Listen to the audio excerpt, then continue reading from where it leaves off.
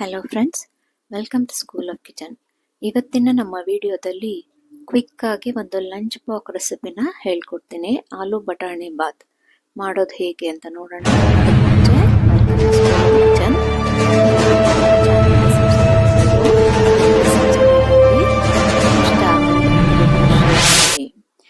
ಮೊದಲಿಗೆ ನಾನಿಲ್ಲಿ ಧನಿಯಾ, ಒಂದು ಸ್ವಲ್ಪ ಸೋಂಪು, ಬ್ಯಾಡಗೆ ಮೆಣಸಿನ್ಕಾಯಿ, ಪಲಾವ್ ಎಲೆ, ಚಕ್ಕೆ, ಲವಂಗ ಮತ್ತು ಏಲಕ್ಕಿ ಇದಿಷ್ಟನ್ನು ಇಟ್ಕೊಂಡು ಒಂದು ಮಿಕ್ಸಿಗೆ ಇದನ್ನು ಹಾಕೊತಾ ಇದ್ದೀನಿ. ಇದೆಲ್ಲವೂ ಹುರಿಯೋ ಅಗತ್ಯ ಇಲ್ಲ. ನಂತರ ಇದಕ್ಕೆ ಒಂದು ದೊಡ್ಡದಾಗಿರುವಂಥ ಟೊಮೆಟೊನ ಹೆಚ್ಚಿ ಹಾಕ್ತಾ ಇದ್ದೀನಿ. ಒಂದು ಅರ್ಧ ಸ್ಪೂನಷ್ಟು ಅರಿಶಿಣ, ಒಂದು ಬಟ್ಲಷ್ಟು ತೆಂಗಿನಕಾಯಿ ತುರಿ ಇದಿಷ್ಟನ್ನು ಹಾಕ್ಕೊಂಡು ಒಂದು ಸ್ವಲ್ಪ ನೀರು ಹಾಕಿ ಇದನ್ನು ನುಣ್ಣಗೆ ರುಬ್ಕೋಬೇಕಾಗತ್ತೆ. ಚಟ್ನಿನೆಲ್ಲ ಹೇಗೆ ರುಬ್ಕೊತಿರೋ ಆ ಹದಕ್ಕೆ ಇದನ್ನು ನೋಡಿ ಈ ರೀತಿಯಾಗಿ ರುಬ್ಬಿ ಇಟ್ಕೋಬೇಕು. ನಂತರ ಒಂದು ಕುಕ್ಕರ್ ಅಥವಾ ಒಂದು ಪ್ಯಾನ್ಗೆ ಸ್ವಲ್ಪ ಎಣ್ಣೆ ಹಾಕೊಳ್ಳಿ. ಇದಕ್ಕೆ ಒಂದು ಸ್ಪೂನ್ನಷ್ಟು ಸಾಸಿವೆ ಹಾಕ್ಕೊಂಡು ಅದು ಸಿಡಿದ ನಂತರ ಒಂದು ದಪ್ಪದಾಗಿರುವಂಥ ಈರುಳ್ಳಿ ಅಥವಾ 2 ಸಣ್ಣ ಈರುಳ್ಳಿನ ಈ ಥರ ಉದ್ದುದ್ದಾಗಿ ಹೆಚ್ಚಿಟ್ಕೊಂಡು ಈ ರೀತಿಯಾಗಿ ಕೆಂಪಗಾಗೋವರೆಗೂ ಹುರ್ಕೋಬೇಕಾಗುತ್ತೆ. ಒಂದು ಸ್ವಲ್ಪ ಉಪ್ಪು ಹಾಕಿದ್ರೆ ಇದು ಬೇಗ ಈರುಳ್ಳಿ ಬೇಯುತ್ತೆ. ನಂತರ ಇದಕ್ಕೆ 1 ಸ್ಪೂನಷ್ಟು ಶುಂಠಿ ಬೆಳ್ಳುಳ್ಳಿ ಪೇಸ್ಟ್ ಹಾಕ್ಕೊತಾ ಇದ್ದೀನಿ. ಇದನ್ನು ಕೂಡ ಹಾಕ್ಕೊಂಡು ಸ್ವಲ್ಪ ಹಸಿ ವಾಸನೆ ಹೋಗೋವರೆಗೂ ಇದನ್ನು ನೀಟಾಗಿ ಹುರ್ಕೋಬೇಕು. ನೀವು ಡೈರೆಕ್ಟಾಗಿ ಶುಂಠಿ ಅಥವಾ ಬೆಳ್ಳುಳ್ಳಿ ಇದ್ದರೆ ಅದನ್ನು ಕೂಡ ಜಜ್ಜಿ ಹಾಕೋಬೋದು. ನಂತರ ಇದಕ್ಕೆ ಒಂದು ಸ್ವಲ್ಪ ಬಟಾಣಿ, 1 ಬಟ್ಲಷ್ಟು ಬಟಾಣಿ ಮತ್ತು ಒಂದು 3 ಆಲೂಗೆಡ್ಡೆ ಹೋಳುಗಳನ್ನಾಗಿ ಮಾಡಿಕೊಂಡು ಇದಕ್ಕೆ ಹಾಕ್ಕೊಂಡು ನೀಟಾಗಿ ಎಲ್ಲ ಫ್ರೈ ಮಾಡ್ಕೋಬೇಕು. ಒಂದು 2 ನಿಮಿಷ ಇದನ್ನು ಹೀಗೆ ಬಾಡಿಸ್ಕೊಳ್ಳಿ. ನಂತರ ಇದಕ್ಕೆ ಒಂದು 8 ರಿಂದ 10 ಗೋಡಂಬಿ, ಒಂದು ಸ್ವಲ್ಪ ಕರಿಬೇವಿನ ಸೊಪ್ಪು ಇವೆರಡನ್ನು ಕೂಡ ಹಾಕ್ಕೊಂಡು ಮತ್ತೊಮ್ಮೆ ಮಿಕ್ಸ್ ಮಾಡ್ಕೋಬೇಕು. ಈ ರೀತಿಯಾಗಿ ಮಿಕ್ಸ್ ಮಾಡ್ಕೊಂಡ ನಂತರ ನಾವು ರುಬ್ಬಿಟ್ಕೊಂಡಿರುವಂಥ ಮಿಶ್ರಣನ ಇದಕ್ಕೆ ಹಾಕ್ಕೊಂಡು ಮಿಕ್ಸಿಗೆ ಸ್ವಲ್ಪ ನೀರು ಹಾಕಿ ಅದನ್ನು ಕೂಡ ಇದಕ್ಕೆ ಬಗ್ಗಿಸ್ಕೊಂಡು ಎಲ್ಲಾನು ನೀಟಾಗಿ ಮಿಕ್ಸ್ ಆಗೋಗೆ ಮಾಡ್ಕೋಬೇಕು.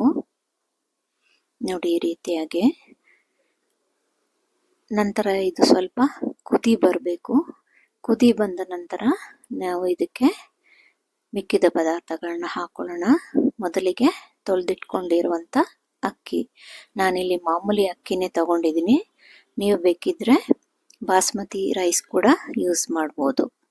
ಅಕ್ಕಿ ಹಾಕಿದ ನಂತರ ಎಲ್ಲ ಒಂದ್ಸಲ ನೀಟಾಗಿ ಮಿಕ್ಸ್ ಮಾಡ್ಕೊತಾ ಇದ್ದೀನಿ. ನಂತರ ಇದಕ್ಕೆ ರುಚಿಗೆ ತಕ್ಕಷ್ಟು ಉಪ್ಪನ್ನ ಒಂದೊಂದು ಪದಾರ್ಥನೂ ಹಾಕಿದ ನಂತರ ಒಂದೊಂದು ಸಲ ಈ ರೀತಿಯಾಗಿ ಮಿಕ್ಸ್ ಮಾಡ್ಕೋಬೇಕು.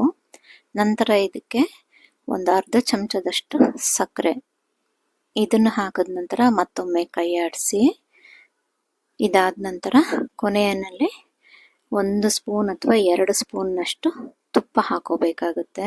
ಮೊದಲೇ ನಾವು ಎಣ್ಣೆ ಹಾಕಿದ್ದೀವಿ, ಬಟ್ ತುಪ್ಪ ಹಾಕಿದ್ರೆ ಇದು ಟೇಸ್ಟ್ ಜಾಸ್ತಿ ಆಗುತ್ತೆ. ಸೊ ಹಾಗಾಗಿ 1 ಅಥವಾ 2 ಸ್ಪೂನ್ನಷ್ಟು ತುಪ್ಪ ಹಾಕ್ಕೊಂಡು ಮತ್ತೊಮ್ಮೆ ನೀಟಾಗಿ ಮಿಕ್ಸ್ ಮಾಡಿ ಕುಕ್ಕರ್ನ ಮುಚ್ಚಳ ಮುಚ್ಚಿ 2 ವಿಸಿಲ್ ಕೂಗಿಸಿದ್ರೆ ಈ ಆಲೂ ಬಟಾಣಿ ಬಾತ್ ರೆಡಿ ಆಗುತ್ತೆ. ಅಷ್ಟರಲ್ಲಿ ಈ ಕಡೆ ನಾವೊಂದು ಮೂಲಂಗಿ ರಾಯ್ತ ರೆಡಿ ಮಾಡ್ಕೊಳ್ಳೋಣ. ಒಂದು ಚಿಕ್ಕ ಮಿಕ್ಸಿಗೆ ಮೂಲಂಗಿ, 1-2 ಹಸಿ ಮೆಣಸಿನ್ಕಾಯಿ, 1 ಇಂಚಿನಷ್ಟು ಶುಂಠಿ, ರುಚಿಗೆ ಎಷ್ಟು ಬೇಕೋ ಅಷ್ಟು ಉಪ್ಪು, ನಂತರ ಸ್ವಲ್ಪ ಮೊಸರು, ನಂತರ ಇದಕ್ಕೆ ಒಂದು 7 ರಿಂದ 8 ಕರಿಬೇವಿನ ಸೊಪ್ಪು, ಒಂದು ಅರ್ಧ ಸ್ಪೂನಷ್ಟು ಜೀರಿಗೆ ಇದಿಷ್ಟನ್ನು ಒಟ್ಟಿಗೆ ಹಾಕ್ಕೊಂಡು ನೀಟಾಗಿ ಗ್ರೈಂಡ್ ಮಾಡಿಕೊಂಡ್ರೆ ಹೊಸದಾಗಿರುವಂಥ ಈ ಮೂಲಂಗಿ ರಾಯ್ತ ಬಟಾಣಿ ಬಾತ್ಗೆ ತುಂಬಾ ಚೆನ್ನಾಗಿರುತ್ತೆ. ಅದು ಮಾಡ್ಕೊಳ್ಳೋ ಅಷ್ಟರಲ್ಲಿ ಇದು 2 ಸಲ ಕೂಗಿ ಆಲೂ ಬಟಾಣಿ ಬಾತ್ ಇವಾಗ ಸವಿಯೋಕೆ ಸಿದ್ಧ ಆಗಿದೆ. ಈ ರೆಸಿಪಿನ ನೀವು ನಿಮ್ಮ ಮನೆಗಳಲ್ಲಿ ಯಾರಾದರೂ ನೆಂಟರುಗಳು ಬಂದರೆ ಥಟ್ಟಂತ ಮಾಡ್ಬೋದು, ಅಥವಾ ಲಂಚ್ ಬಾಕ್ಸ್ಗೆ ಮಾಡ್ಕೊಂಡು ಹೋಗೋಕ್ಕೆ ತುಂಬಾ ಸುಲಭವಾಗಿದೆ. ಎಲ್ಲರೂ ನಿಮ್ಮ ಮನೆಗಳಲ್ಲಿ ಟ್ರೈ ಮಾಡಿ ರುಚಿ ಹೇಗಿತ್ತು ಅಂತ ಕಾಮೆಂಟ್ ಸೆಕ್ಷನಲ್ಲಿ ಖಂಡಿತ ತಿಳಿಸಿ. ರುಚಿ ಇಷ್ಟ ಆದಲ್ಲಿ ಬೇರೆಯವ್ರಿಗೂ ಶೇರ್ ಮಾಡಿ, ಮತ್ತು ನಮ್ಮ ಚಾನಲ್ಗೆ ಈಗಲೇ ಸಬ್ಸ್ಕ್ರೈಬ್ ಆಗಿ. Thank you.